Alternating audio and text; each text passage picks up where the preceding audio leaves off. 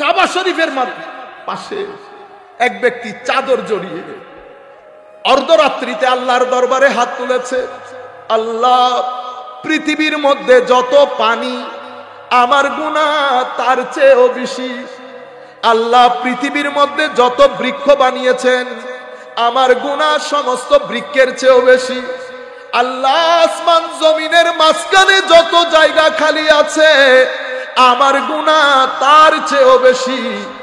পাশে এক মুরব্বী আল্লাহর ওলি বাইতুল্লাহ শরীফের সাথে দাঁড়ানো, উনিও আল্লাহর দরবারে দোয়া করছেন, আল্লাহ, বড় কোন জালেম হবে সেই এশারের পর থেকে আপনার দরবারে ক্ষমা চাচ্ছে। আল্লাহ, আমিও তার জন্য ক্ষমা চাচ্ছি, আপনি তাকে একটু ক্ষমা করে দেন।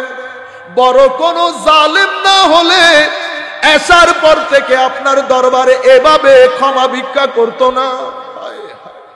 উনি বলছেন, আমি দুয়া দরুদ শেষ করে ওই যুবকের কাছে গেলাম, বললাম, বেটা, আওয়াজ দিয়ে বুঝতে পেরেছি বয়স কম। আমি তাকে বললাম, বেটা, সেই রাত থেকে তুমি আল্লাহর দরবারে ফরিয়াদ করছো, বস এবার শান্ত হও, তুমি চাদর একটু সরাও, আমরা একটু দেখি তুমি কে। উনি বলছেন, চাদর সরানোর দের এই মুরব্বী ওই ব্যক্তিকে দেখে বেহুশ হয়ে পড়ে যায়। জানেননি উনি কে ছিলেন?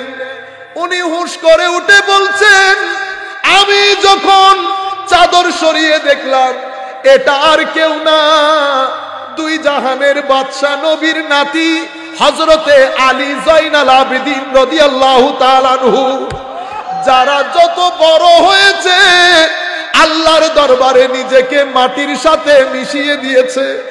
ইমামে আজম আবু হানিফা রাদিয়াল্লাহু তাআলা আনহুর ছাত্র। উনি বলছেন, দিনের বেলা আমি ইমামের সাথে ইমামের দর্শের মধ্যে বসে দরস গ্রহণ করতাম। আমার বড় দিল চেয়েছে আমি ইমামের রাতও দেখব, এই আশায় জামে মসজিদের কোনায় বসে আছি। অর্ধরাত্রি যখন হয়ে গেল, চোরের মতো এক ব্যক্তি মসজিদের ভিতরে ঢুকেছে। আমি কোনার মধ্য দিয়ে দেখতে পেলাম এটা আমাদের ইমাম, ইমামে আজম আবু হানিফা রাদিয়াল্লাহু। দিনের বেলা যাদের আলেমের বাড়িতে আলেমরা দাঁড়াইতে পারে না, রাতের বেলা চোরের মতো মসজিদের কোনায় দাঁড়িয়ে আছে, ডান হাতে দাড়ি ধরেছে, এক পায়ের উপর পা তুলে বলছে,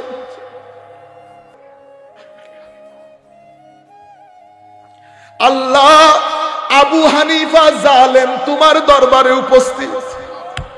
মওলা, যা করার এখন করে নাও, কিয়ামতের ময়দানে আমাকে তুমি অপমান করিও না। মওলা, যা করার তুমি আমার সাথে করে নাও।